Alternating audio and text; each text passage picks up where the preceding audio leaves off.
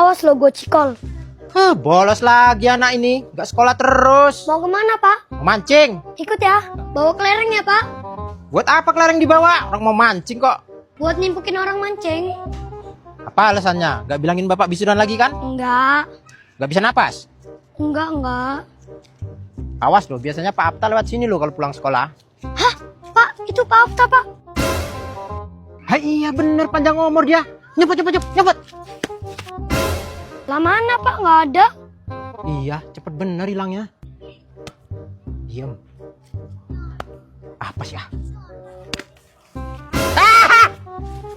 Kaget kan lo, kayak ngeliat setan? Jendra, sini kamu. Kamu bohong ya? Tadi bilang bapaknya sakit. Hah? Lu bilang gua sakit lagi. Jendra, ayo ngaku kamu. Itu mah namanya kaku.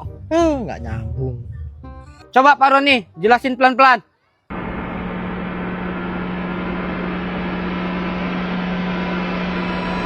Aduh, bapak sama anak sama aja bikin gua pusing. Udah bubar.